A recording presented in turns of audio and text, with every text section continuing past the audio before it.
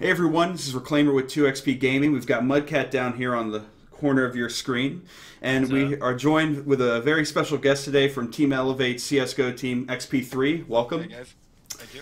I'd like to thank you for taking time out of your very busy schedule. We know you guys got a lot going on, but basically we just wanted to touch base. We were given a great opportunity to talk with you and ask you a couple questions about the CSGO scene, Team eLevate, a couple other things. So Sure. one of the things I wanted to get started with was tell us about yourself. What got you into competitive gaming, and more specifically, what really got you into Counter-Strike of all Oh boy, games? that's a long time ago for me. I've been playing for like 10 years plus now, and I've always been a video game fan. And then when I first discovered Counter-Strike through like my brother and everything, I just started falling in love with the game and started playing a lot. And then eventually found out about the competitive side of the game, and I just wanted to go further with that. And I still find myself enjoying it today, so there's no reason for me to stop. Excellent. I mean, and you're right. I mean, 10 years, long time. Yeah. Especially in the esport world. I mean, you're definitely considered one of the veterans out there, which is awesome because you get these new up and comers, and it's nice to be able to see people that you can go to. You hear names like XP3, and you're like, he's been on the scene for a very long time, which is it's great. It's nice to see those familiar faces. Yeah, it's funny. I mean, it's also funny, like when I play with my new former teammate, Elige.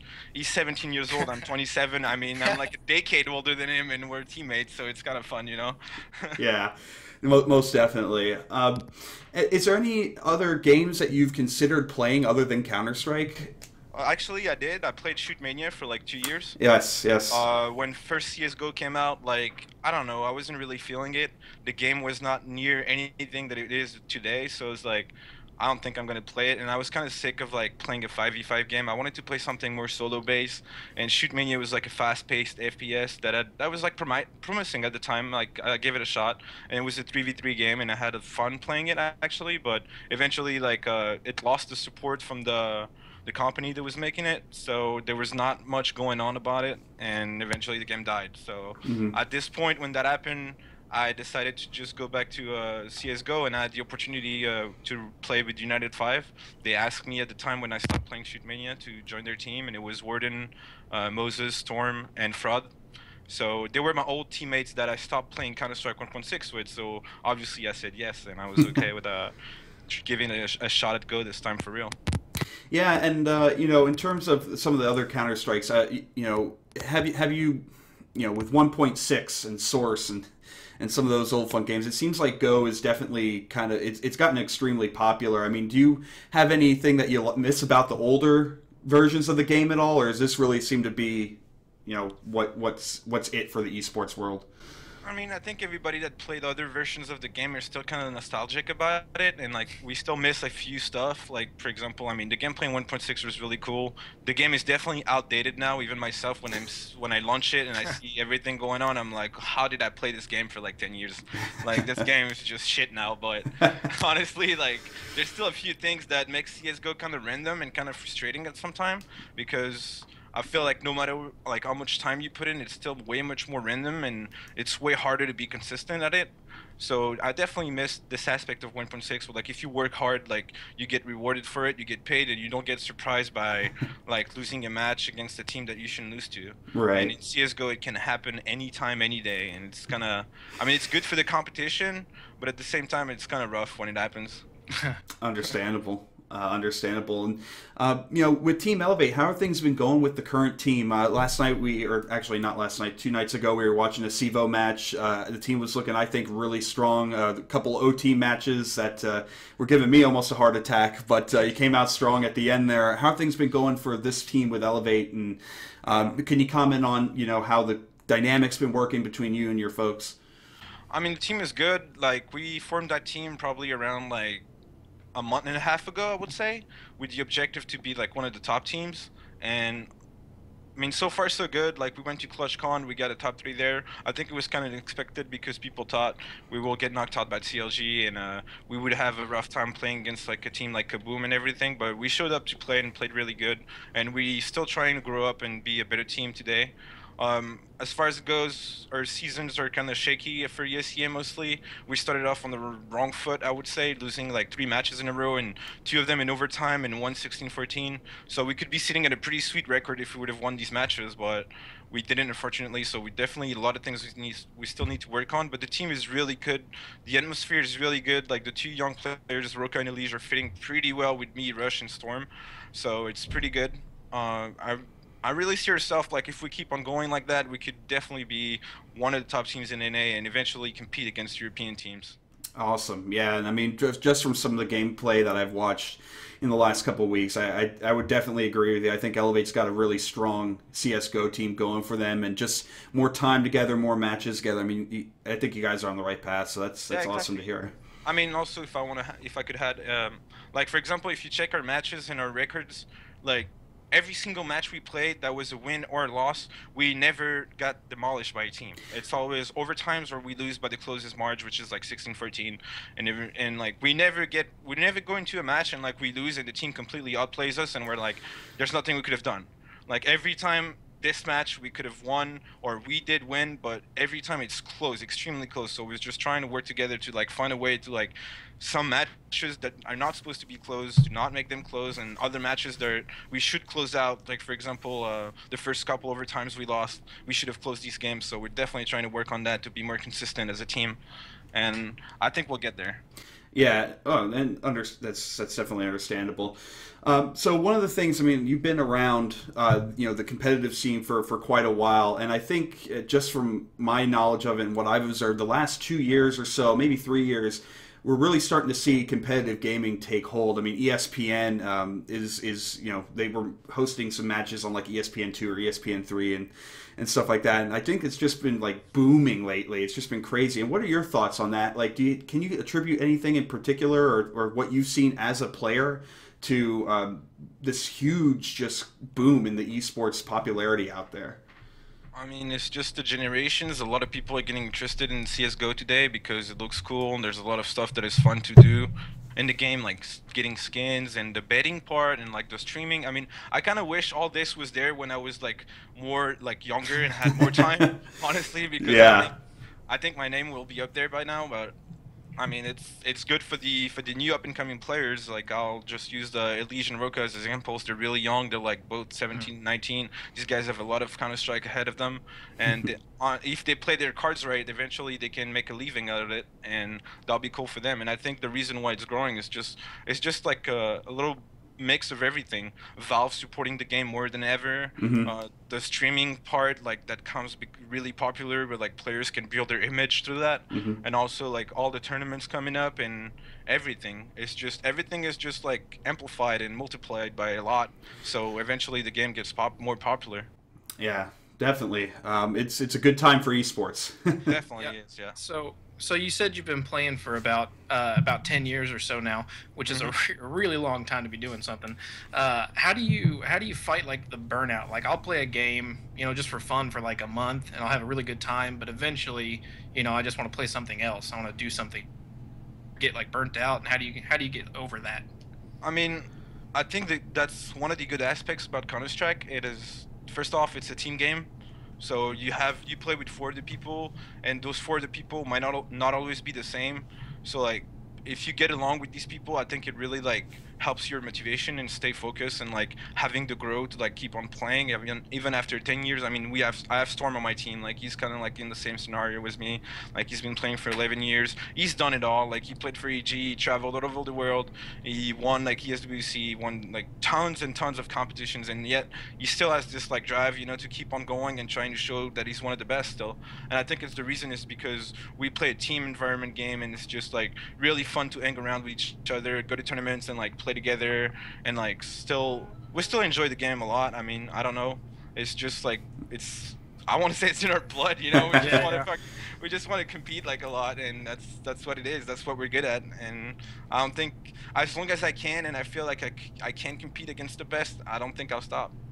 Yeah. So you don't think you'll retire anytime soon? Nah. Okay. Unless I start getting destroyed by all these little like 17 years old kids. If I can't hang anymore, like I might just drop it. But Well, so far, so luckily, good. luckily CS isn't COD, so we're okay there. Exactly. Yeah. So you've been doing this a long time, like you said. What are people's reactions when, like, say you meet somebody and they're like, "Hey, tell me about yourself," and you're like, "Well, I play professional video games," or what are people's reactions? Do you ever get any weird reactions? I mean, I don't get weird reactions from people because I kind of am in this environment in real life as well. Like I work in the video game industry, Okay. so like I'm not gonna say I'm around a bunch of nerds, but like basically like they kind of understand the fact that it's something to do like nowadays in 2015, that it's not something that is kind of like awkward socially. People think that it's actually something pretty cool. But like for example, back in the day when I was playing and I was still going to school, like my parents are they had like a hard time understanding everything, but then eventually they started like they saw that I was really serious about it and I was going to tournaments and eventually making some money out of it, and I was showing to them that it was something you could do, and they started to get interested in trying to understand more what was it about. Like when I was playing Shoot Mania, for example, I went to USWC in 2012, I think, in Paris, and like my parents actually showed up and they sat in the crowd and they saw me play on the stage, and they were like, there was like thousands of people watching, and they really enjoyed it. They were like, wow, this is really actually becoming something, and they kind of like supported me at this point, and it's pretty cool. I mean, it just depends on the way you approach it to people that have no knowledge about it.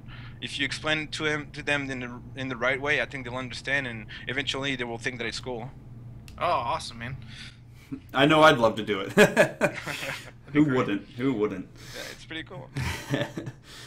So I got to ask, and I think for anyone watching this, that they, if they're fans, they probably know the answer to these questions already. But I always like to ask if I'm talking to a gamer, any gamer, whether it's competitive, weapon of choice for CSGO, and do you have a map of choice for, let's say, defuse, and if you're ever playing hostage or something like that. I'd like to hear your weapons of choice and your maps of choice.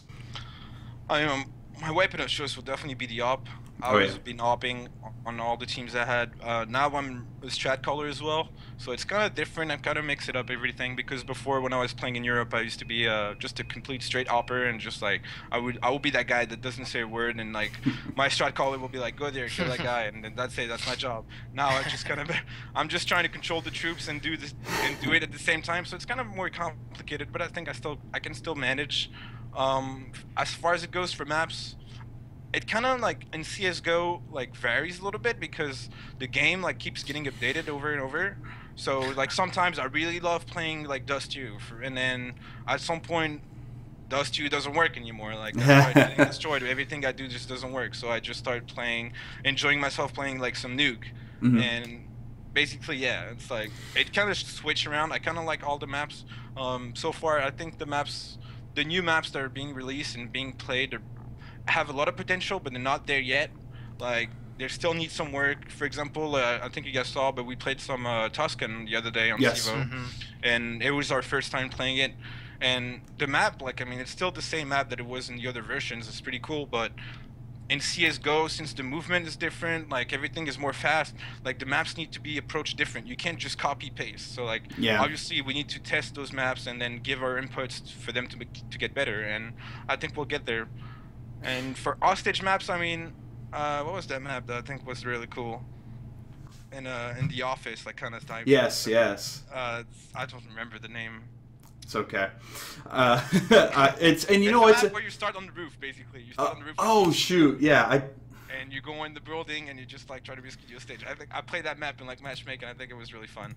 Well, and I kind of as I was asking the question, I was almost kind of kicking myself for asking a question like that, because it depending on the side that you're on too. I mean, some maps are very CT positive, some are very T positive. Depends on what exactly you're playing. But you could be on the map and you're like, hey, I love Dust 2 because when I'm on this particular part of the game or this particular side of the match, this is awesome. But then when you're playing it, let's say as a CT, you're like, I don't know. I mean, CS:GO, honestly, like I believe still, like regardless of the map you play, if you play it right, the game is a CT side game. Basically, Okay. like any CT side, you can destroy a team on any map if you play it right. Just because the use of the smokes and how you use the grenades with the Molotovs now implemented in the game as well. A lot of teams use them a lot more. When it first came out, like people were like, Molotovs. We're skeptical about it. We don't really know how to use them. Now people, every time you see people executing strats, you see Molotovs flying around, and it's Yeah. really cool. But at the same time, on CT, you can just you can use it as a second smoke and block the entire area of the map, and Ts have to just sit back, and then there's 30 seconds left, and all of a sudden you have to rush something and go super fast. So if you play really well as CT, I think on any map you can dominate a team, and it's still kind of a problem. It's really hard to play T side, I feel like, sometimes in this game, but eventually, like, the game is still like developing, I guess, and we haven't found anything in all the strats that could be possibly run, so eventually it will be more balanced. But so far, I always think, like, you never see a team going off in a match and winning like 12-3 or 13-2 at T side, for example. It's really rare. Like, it most likely happens on CT, so I think the game is really heavy CT sided for now. It's an interesting standpoint, and I can see some of that. You mentioned the Molotovs. Not just when I'm watching eLevate, but just many CSGO teams out there. They're using Molotovs, and they're using them very well. It's an excellent strategy, for when you are trying to deny access to certain parts of the map. You didn't have something like this before, and here you have a great tool to use now. So I think that's definitely changing a bit of the dynamic. So those are the end of my questions. Mudcat, do you have anything else for XP3? Yeah, let me ask you the questions I think everybody wants to know the answers to. All right. Are you single? I don't know. It's complicated, I would It's say. Okay, so what's your best pickup line then? My best pickup line? I don't think I need a pickup line, honestly. I live in Canada, and I'm from France. I mean, I kind of have the advantage here with my accent and everything. Girls love it, so, Yeah, that is true. And I mean, if that doesn't work for you, you can just say, "Hey, I make my living doing competitive anything, right?" And they'll be like, "Oh." I think the most important question though is, I'm sure you're familiar with the Halo franchise, correct? A little bit. A little bit. Well, we've got kind of an internal debate going on. There's 4 Halo games with Master Chief, obviously. Which Cortana do you think is the hottest? Good question. Aren't they all the same, honestly? Oh no. There's a difference. Don't feel weird about it. I mean, we're just I don't feel weird about it. It's just, I'm kind of talking left about out video because games. I think the first game I played Halo 1 and Halo 2. That's about it. Okay. So I don't really remember, and I'm pretty sure in Halo 1 she looked like shit. So Yes. the graphics were awful. So just say Halo 3, and then we're good to go. I'll go with Halo 3. All right. Oh, thank you. All right. See. All right. Awesome. I win, Mudcat. We're done now.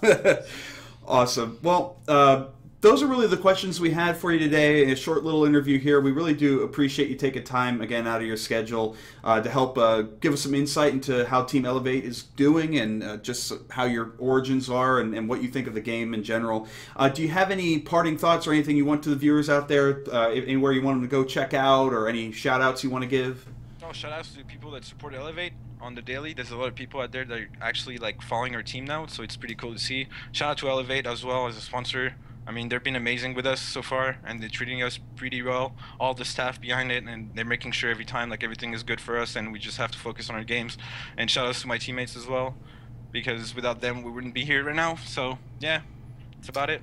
Awesome. All right, so, and I appreciate eLevate as well arranging this. It's definitely nice to talk to a competitive esports player, especially one that has such standing in the CSGO community. So we appreciate your time. So for the viewers out there, thank you for watching this video. Make sure that you go ahead and comment if you have any questions about this. Make sure to subscribe for more 2XP content. And until next time, this is Reclaimer. Mudcat. And Mudcat. We'll see you later. Later, guys.